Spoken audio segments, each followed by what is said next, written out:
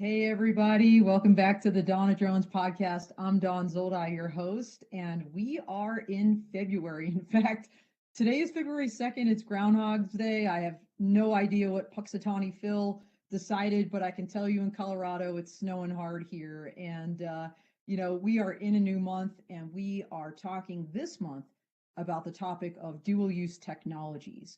And what better company to speak with that about than our month sponsor, Northrop Grumman? We have with us here today Colonel United States Army retired Robert Menti.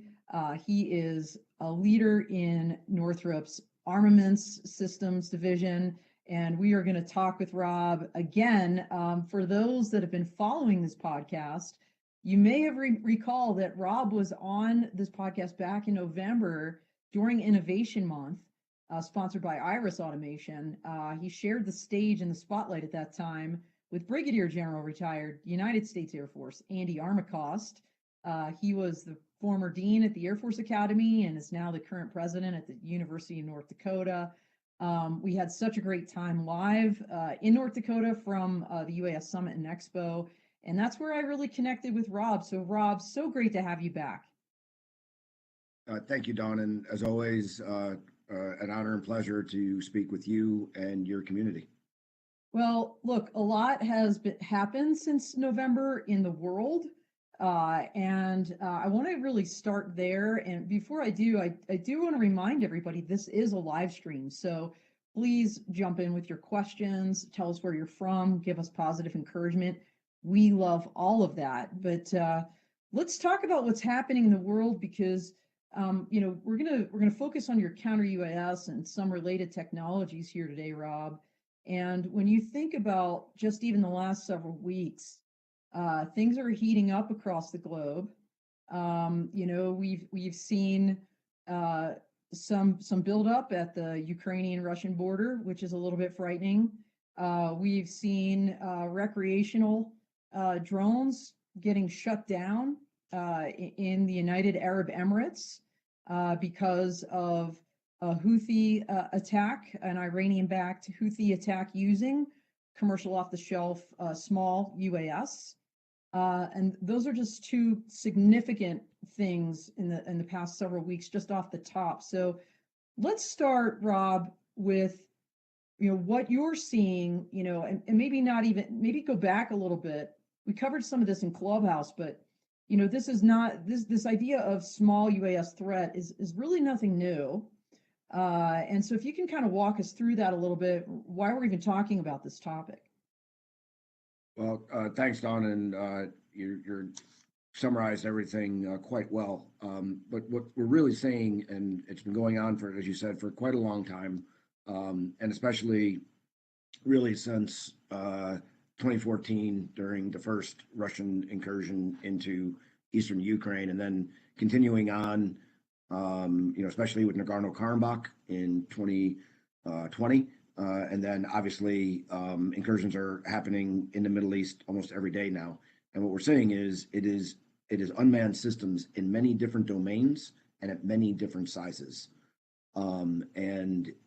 Both state actors and non-state actors have access to this technology because it is very widely available commercial technology, hence the dual use technology theme today, that can be rapidly modified and used by whoever really wants to use them as in a way of what we call an asymmetric capability that very cheaply and at very low risk can cause state actors like ourselves and our coalition partners to have to expend time, resources, political capital on defending against these very hard to detect and very hard to defeat threats. Rob, I was going to say, you mentioned 2014. It was around 2015 that I curated some content for the International Conference on UAS, and I did a counter UAS panel. That's primarily an academic conference, for engineers.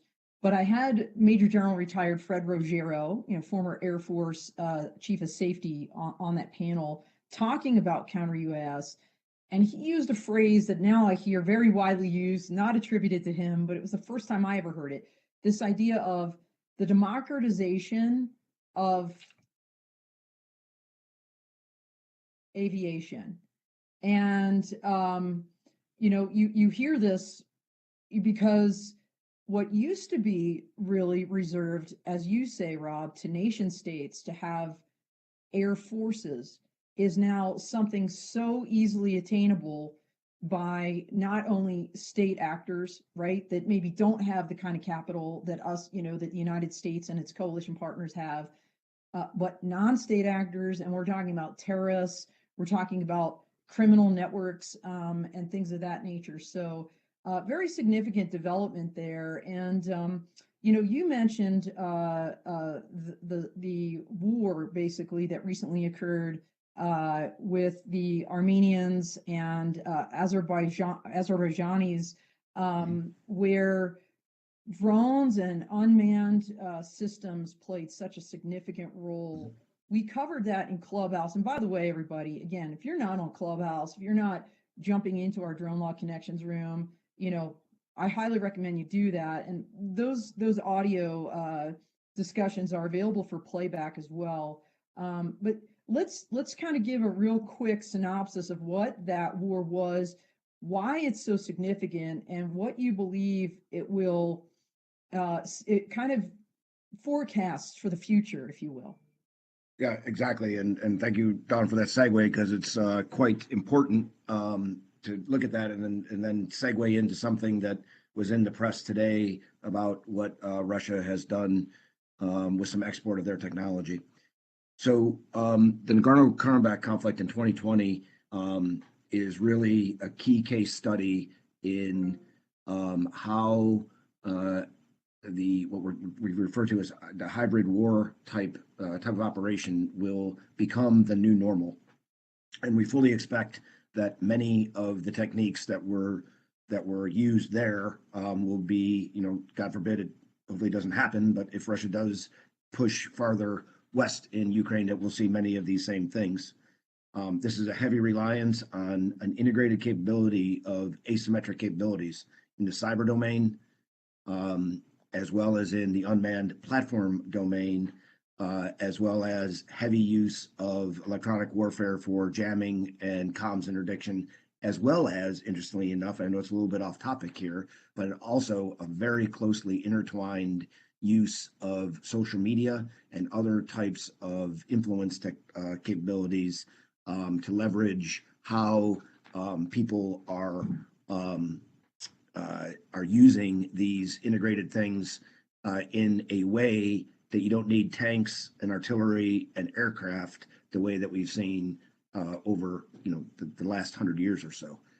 So in Nagorno-Karabakh, the Azerbaijanis were able to use technology, a lot of it from state players, Turkey, Israel, and others that they had accumulated, but they used it in a very, very innovative and smart way to get very rapid targeting of the Armenian forces, and then also to use loitering munitions as a way of kamikaze attack and other weaponization, so that the ability for the Armenians to react and maneuver was almost nullified.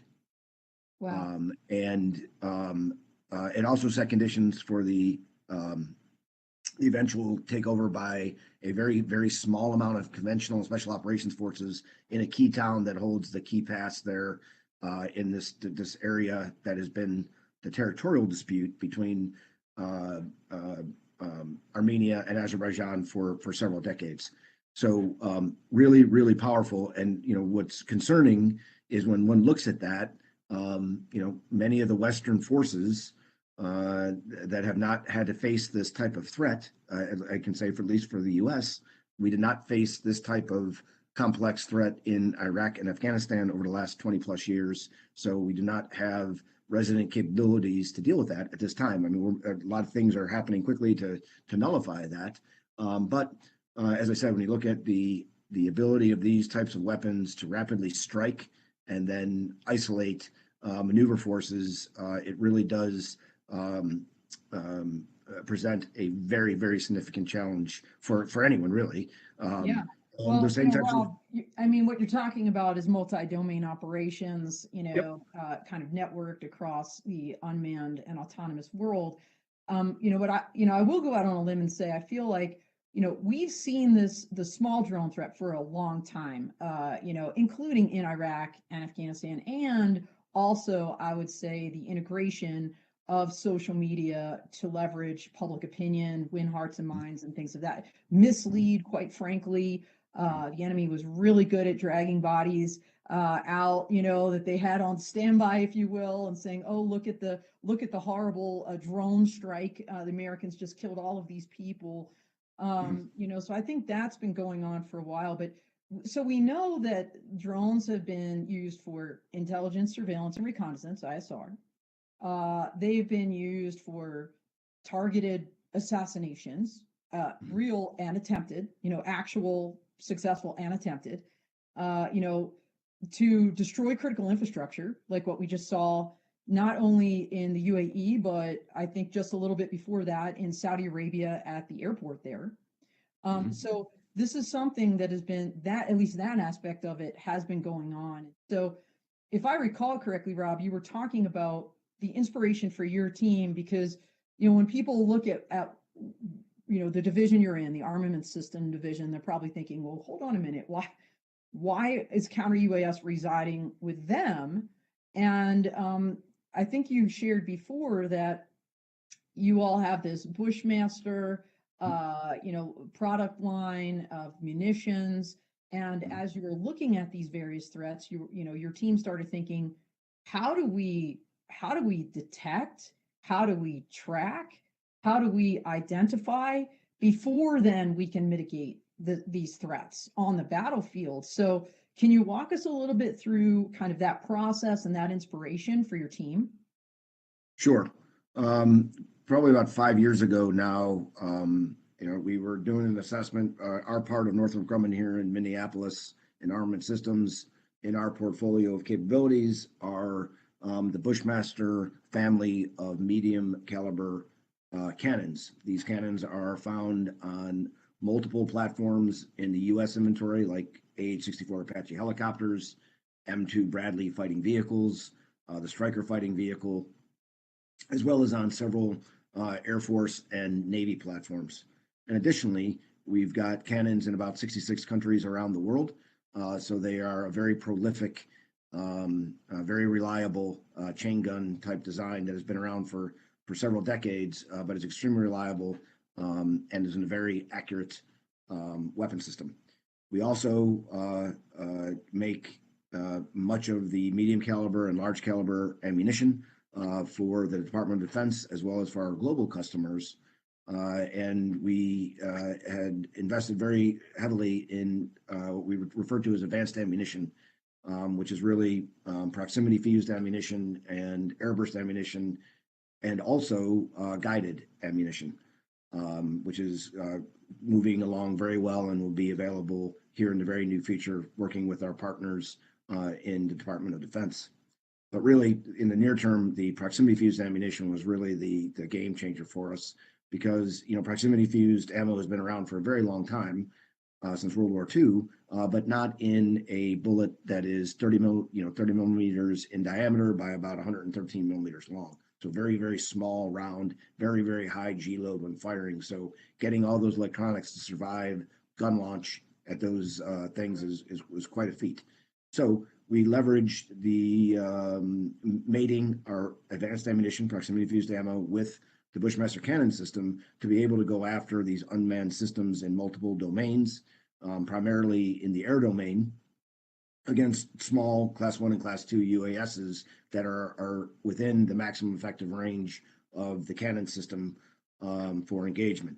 However, as we talked about drones being used for ISR, trying to detect, track, and identify these things is extremely hard to do, because if you've ever been out at your kid's soccer game or seen drones out in the civilian world, once they get 200, 300 yards away, you can't hear them and you can't see them.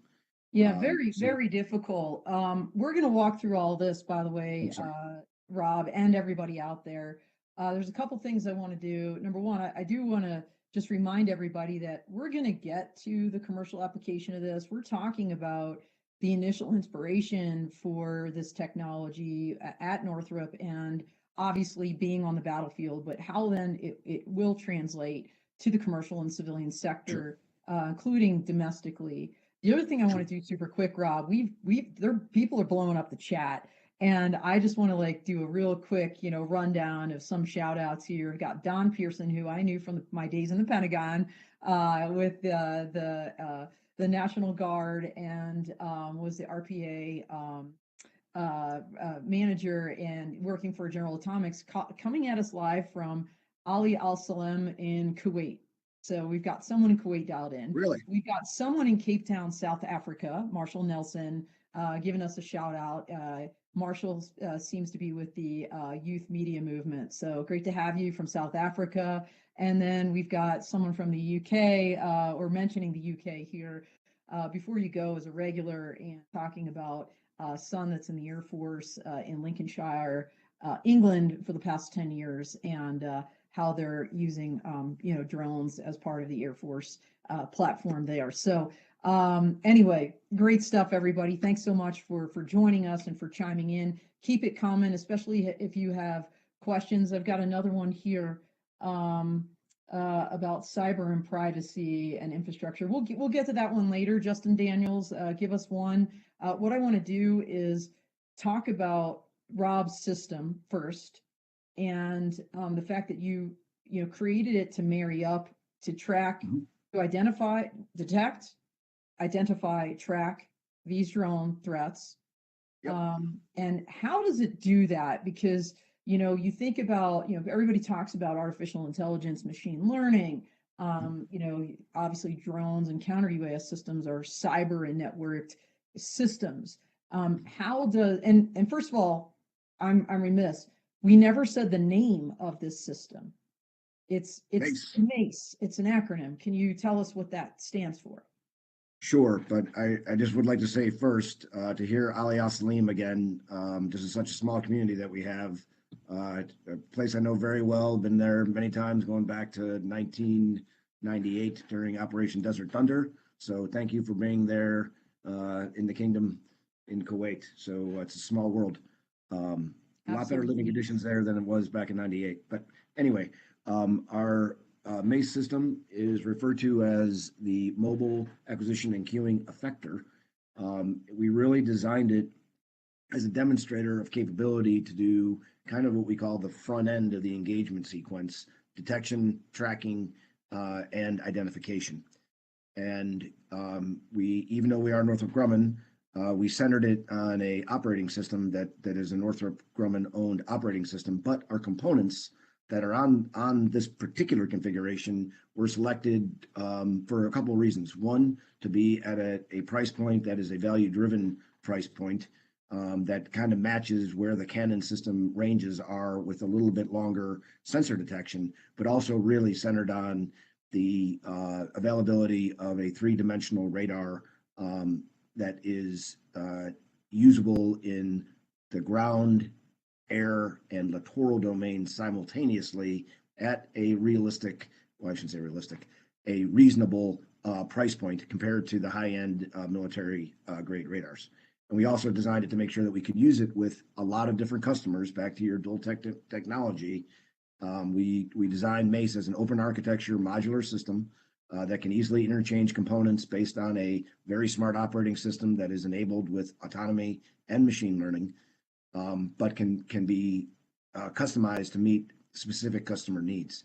And then also we made sure that we could export it to our global customers, and then also use it here in the homeland with our federal and state law enforcement organizations, which we're heavily involved with, because they're very interested in COTS technology that is dual use, and obviously don't have really a need for a cannon right now, but more on the detection, tracking, and identification, and electronic warfare and passive RF detection capability that we have resident on MACE is very interesting to the law enforcement organizations. And I'm sure when we get into the dual use technology discussion, you'll go into your specialty of the challenges of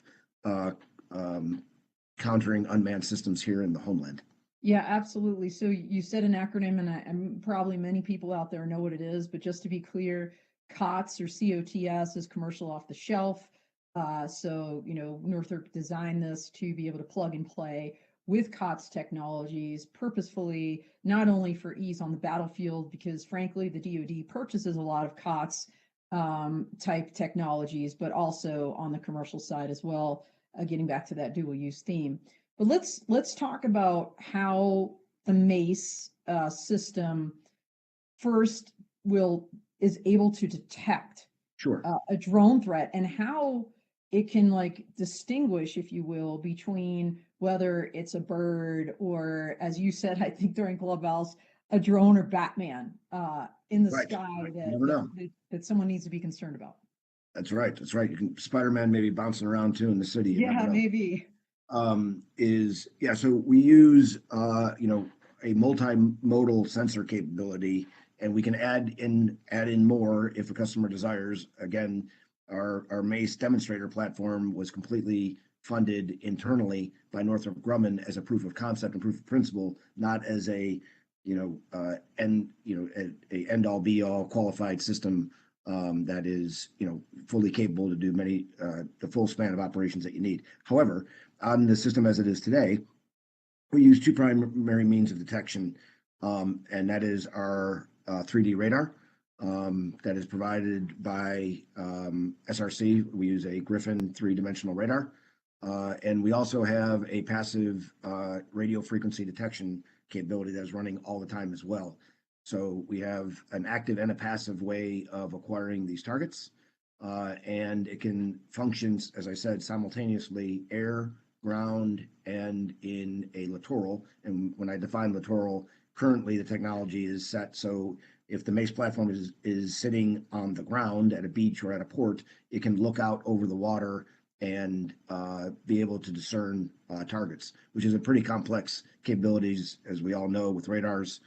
Clutter, background, and environmental conditions can play havoc with radars. So a lot of hard work and development to get to this capability, because what you really want to get to for this particular application is a multi-mission capability that can do a lot of different things for you on the same platform, that is easy to understand. It's controlled with an Xbox controller. I cannot drive it, but my young 30-year-old engineers pick it up like in 20 minutes and they're good to go. And so the way the engagement, I should say the detection sequence goes, at longer range, if we have the radar turned on and we're radiating, the radar is the first thing that detects the target. And again, it can be on the ground or in the air or out on the water. And then automatically, the camera that is on the system, and we have an electro-optical and infrared camera, as well as a laser rangefinder, laser pointer, and laser designator, all built into our camera system. The camera is automatically slewed to where the radar is looking. And then this is where the autonomy and machine learning kicks in. We have a machine learning capability that is called Dragonfly, not spelled differently than the company that you've had on previously. Yes. It is a Northrop Grumman owned dual neural network based machine learning capability that helps us detect and define if it is a drone or if it is a bird or a log or a tree or some other thing. And we can run that capability in all the domains simultaneously. It is a bit nascent right now because, again, this was all IRAD funded. And as we all know, with machine learning and AI, it's more than the algorithm. It's really about the data set that the algorithm has exposure to so that it can continue to learn and get smarter. So obviously, every time we're in the field and we're out testing, it's getting smarter, but it will continue to evolve over time. Yeah, I know just enough about AI to be dangerous, thanks to, as you alluded to, Rob, the company Dragonfly and Cameron Shell, CEO, who they sponsored last month's podcast, Tech Showcase Month, and doing great things, as you know, Rob, because you saw that tech demonstrated with biometrics on the stage live at Edge 2022. By the way, that was an amazing event. Rob was on our roundtable panel with Cam Shell and a bunch of other amazing folks, including Don Bershoff, True Weather. We had TSA, we had Hui Tran from NASA. Just great stuff. But and of course within the last couple of weeks we had Key AI, QII.ai, Michael Cohen, CEO, on here talking about how their smart AI ML technology is helping in drone inspections. And so you see AI ML, just kind of proliferating across drone technology. And in this case, counter drone, the more information and data you feed it, the smarter the system becomes and the better it gets at identifying these threats. So it IDs the threat, it cues on it, as you said. And, because we're talking dual use, and we're going to get to those domestic threats here in a second, Rob, but because it cues, there's obviously always a human in the loop. Is that right? Yes. So currently, the way that the demonstration system is designed is a man in the loop, but we are fully capable. Or woman, just saying, I'm sorry. I'm sorry. I have Yes. to Sorry say about that. that. Sorry about that. Sorry. That is probably not the right way to go. That's Operator okay. in the loop. Okay. Operator in the loop. Thank you for that. Operator in the loop or operator on the loop, whereas it is happening autonomously with a human being there to intervene if something goes awry. And we have also, we haven't done anything with it, but the engineers have thought through how we would go completely to person out of the loop. But obviously, there's in your specialty, there's a whole bunch of issues that come with that. So where we're kind of seeing it right now is most of the customers still would like to have an operator in the loop before a engagement decision is made, either non-lethally with the jammer or lethally with a cannon, laser, HPM, or effector, and some other effector that you're going to do. But I would like to mention, to your point, as AI, ML, and autonomy continue to proliferate, the unmanned systems in all domains are getting smarter and smarter and smarter and are less reliant on remote control by an operator. And there's a lot of reasons for that. One is it takes a lot of bandwidth. Two, your range is restricted. Three, you can defeat those. And four, from the commercial side, that's money. If you can automate something, you can save cost. If you don't have a human being that costs a lot of money involved in that operation. And so as we see the unmanned threats moving to be more autonomous, that leads one to having to go a little bit farther to the right on the effector scale beyond traditional EW jamming. Because if a system is autonomous, navigate on GPS or navigating on automatic terrain recognition or other forms of nav and is not getting piloted by someone, you have to have a kinetic effector, a cannon, a missile, an HPM, or a laser to take that threat out of the equation. So, and I want to be really clear here is, especially with our capability, even though it is a cannon system, this is not, your grandfather's World War II spraying 1,000 bullets in the sky. This is a very precise application of 1 to 2 or maybe 3 rounds at ranges about 1,000 meters to 2,000 meters that are applied very precisely and with a very low collateral damage capability. Yeah, and so we do have a question from out there, because when we think about drones and some of the limiting factors, even on drone, with regards to drone operations, weather is a big consideration. Yep. We have a LinkedIn user saying, "Is this an all-weather system?" Yes. So, excellent question. And as we know, the environment can be extremely challenging for both radar and optical systems, especially think. A schmal in the Middle East, a dust storm where you cannot see a foot in front of your face and it's 120 degrees, that makes it quite hard to do things. But that's why we have multi-modes of sensors to be able to work through those various environmental conditions. We are all weather. However, the environment weather does degrade performance. As we all know, kind of here, if you understand radars here, is a radar in the open desert operates much, much better than it does in the middle of, the Sequoia National Forest with trees all around it. So there is the pluses and minuses that you have to work through your concept of operations and the way that you employ the system. And then also, like I said, having multiple sensors to help you be able to operate in the widest environmental conditions that you can. Hey, Rob, I want to talk about these various effectors, but before we do, I also want to just kind of foot stomp this idea that your system is agnostic to the effectors. Mhm. And number two, you can, like for example, domestically, you can employ the system without employing effectors. In other Absolutely. words, it can be used solely to, Mhm. to Absolutely. detect, identify, and track the Absolutely. threat. And then you can send a person, as an example, out to then deal with the operator, like in a domestic or U.S. context. So is that Absolutely. accurate? Yes, absolutely. So when we laid out our concept for the system, using detect, track, ID, and engage. Um, Obviously, on the law enforcement side, there's different requirements to do that here in the homeland than it would be on the military battlefield. But in theory and in concept, they're very, very similar. That's just the way that you deal with the threat. For instance, Border Patrol asked us, and we helped doing this with some of our predictive technology. Is okay. They wanted assistance in being able to have the Border Patrol agents on a network attack in this case, and tied into the sensor system so that they can vector the law enforcement patrols to where their individual or item of interest is without having to talk them on over a radio, which, if anyone's ever done that out in the real world, it is extremely difficult to do, especially in the dark when you're by yourself in a high stress environment. So we have many different techniques to be able to share that information. And to your point, most of our customers are 90% interested in that detect, track, and ID. And the effector stuff is great. They want to have that and they want to know about it. But really, it's how can you share that information, right?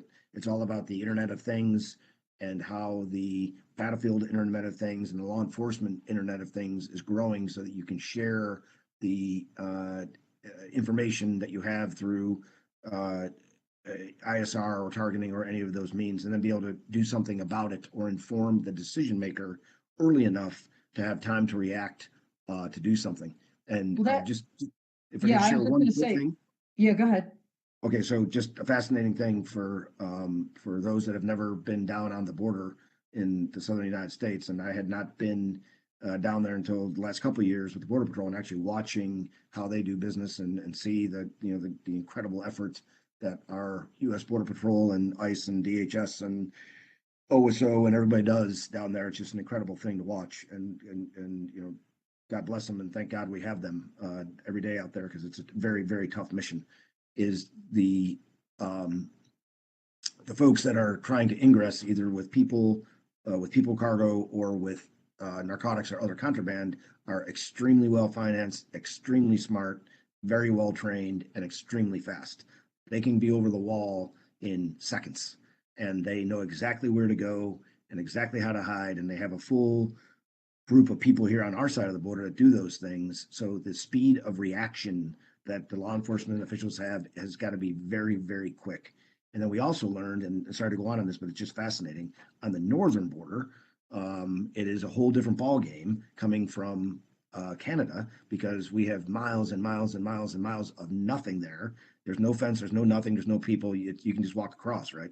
But they use a lot of waterways and groundways, and the way that they use these submersible, that reminds me of 20,000 Leagues Under the Sea, if you're old enough to remember that, of these submersible things that just sit a few inches above the water, and they go so fast from Canada over to our side that they've got literally like 15 seconds to be able to see it, detect it, track it, and then follow it. Because as soon as it lands, somebody's over there picking it up, and they get the contraband off, and it goes into an ATV or some other thing, and poof, it's gone.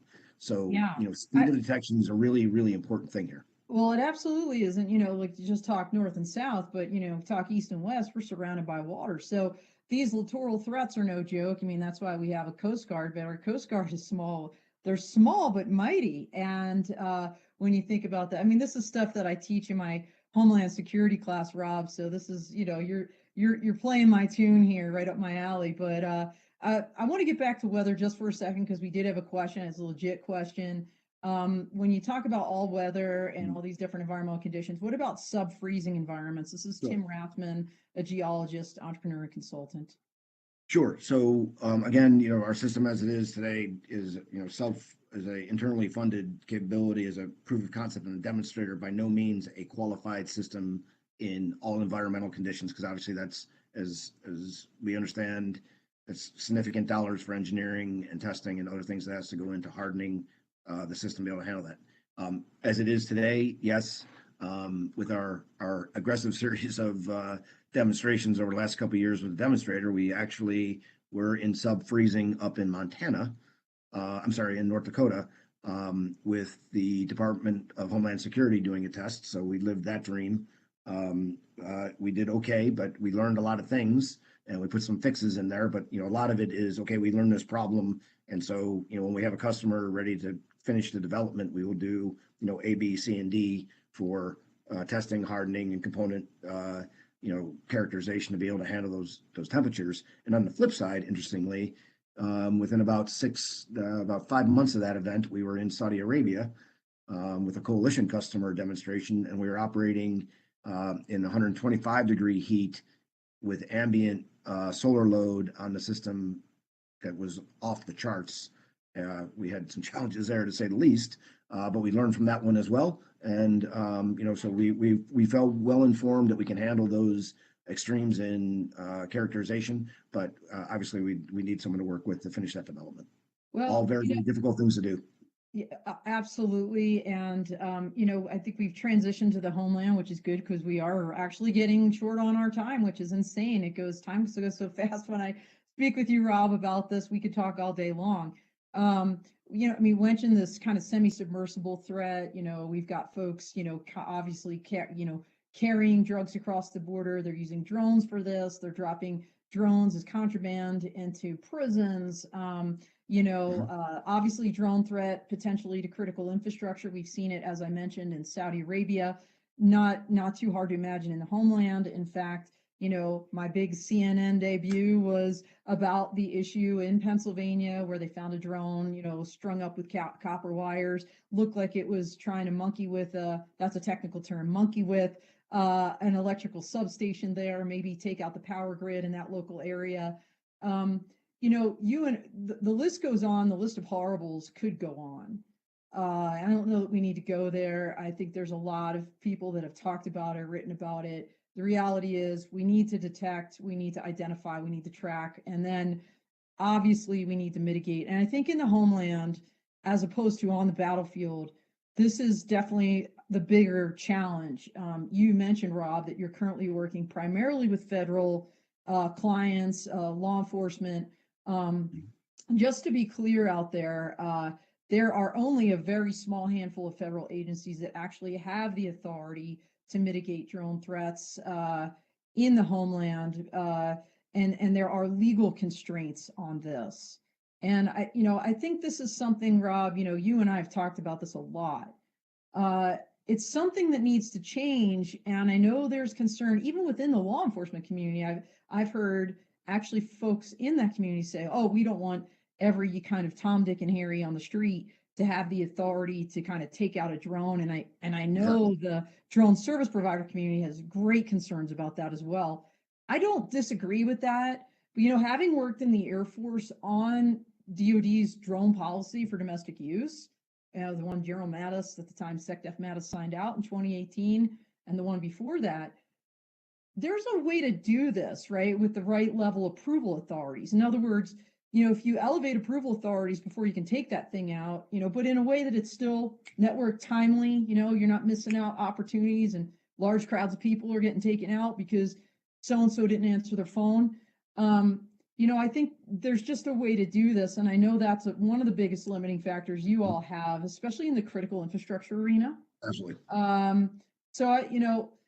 So I don't know if you wanted to kind of comment on that or kind of where you guys are, because this is dual use technologies month.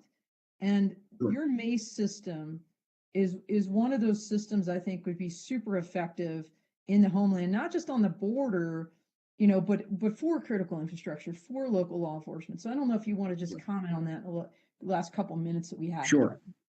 Yeah, absolutely. And, and Northrop Grumman doesn't just provide just one capability. We have obviously the size of a very large aerospace and defense capability that has incredible technologies that handle everything that we just talked about today. But in this particular instance, we see that we can help augment existing security infrastructures, as you said, for critical infrastructure as well as major sporting events, major events where there's a lot of people, or anywhere where you need a temporary fence, if you will. Airports. Or airports right? too. Because TSA Yep. was on our panel at Austin Gould. Yep, that's a whole, that you could do a whole podcast on the complexity of doing this thing at a commercial airport, which Yes. makes things even exponentially more complicated. But to your expertise area in terms of authorities and regulation, there has to be some rapid way of delegating authorities to the appropriate level for either law enforcement or whoever is in charge of security at that site, event, or activity, to be able to handle threats fast enough so that they are protecting those that they have the mission to protect.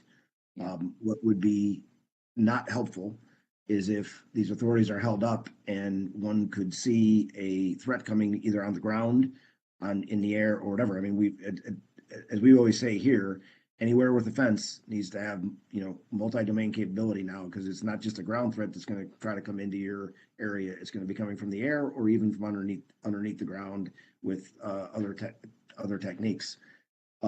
So it's way outside my expertise. This is really a policy, legal, and ethical and liability type issue, right? Because I mean, one of the concerns that we have to deal with all the time is here in the homeland. How do we ensure that the government agency recovers if some piece of equipment is used and the drone falls down or something like that, and how all that gets mapped out, if it damages property or a person or something. So very, very complex, but I think it's a cost benefit analysis that has to be taken into account. And I truly hope for those of us that are old enough to have been involved in Iraq and Afghanistan, this harkens back to our IED threat and to the tragic events of 9/11, where there are these asymmetric threats that we know are out there, but we can't really figure out how we want to deal with them until it becomes a critical. Absolutely. I mean, look, the topic is dual use, and we all know that we've seen lessons on the battlefield and threats on the battlefield that absolutely translate to the domestic context. And this idea of Afghanistan and Iraq. Rob, I think both you and I were involved in some of those operations, and we saw where authorities were delegated just too damn high. Let's just call it what it is. You obviously can't get into great detail here on an unclassified network, but at some point people realize, no, we got to kind of delegate this down. Because the people that are there and that can actually do something about it need to have the authority, and we need to trust them, right? And then you heard these terms like, oh, well, trust but verify. Good Lord, that means we really don't trust you. But again, it's just like we need to be able to have our operators, with the authority to do these and to use this kind of technology that you had.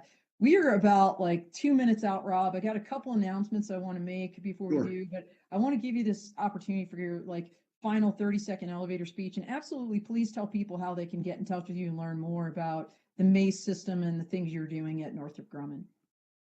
Yeah, absolutely. We are up on the web, on the Northrop Grumman website, and we are also available on LinkedIn if you'd like to connect directly with us here in Minneapolis. We are honored to work with this community. I have to say that many of our innovative technologies come from small businesses around the country and around the world, and we're very, very open to engaging and learning together as we solve this very complex threat that we are all facing. So we look forward to engaging and honored again to be with you on Dawn of Drones. Well, thank you again, Rob, and thank you, Northrop, for sponsoring this Dual Use Technologies Month. I do want to mention that tomorrow on Clubhouse, we have next week's podcast guest from Mobilicom. This company is out of Israel, and they're an end-to-end provider of cybersecurity and smart solutions for drones, robotics, and autonomous platforms. So when you think about AI, you think about smart systems. Please join us. Check it out tomorrow on Clubhouse. Again, next week, their CEO is going to be on this podcast. The other thing I want to say, like in the 2 seconds we have left, is just announced this week, super excited about it, Rob. I hope you'll join us or some of your colleagues as well. Launching our first Law Tech Connect workshop in conjunction with AUVSI's Exponential in Orlando, Florida. This is going to be a one-day event focused on law and policy across all of these multi-domain platforms, air, land, and sea, on Monday, April 25th. Early bird rates apply, and man, you know what? The attorneys, they get 8 CLE credits, which is pretty amazing for a one-day event. All meals and a free expo pass. So please join us. We'd love to have you. We have incredible folks, and I'm putting a lot of information out on that on social. So hope to see you there. But in the meantime, have a wonderful weekend. Thanks again, Rob. And for those pilots out there, and of course, our military members that are out in places like Kuwait and dangerous areas in the world, be safe, fly safe, and we are out here.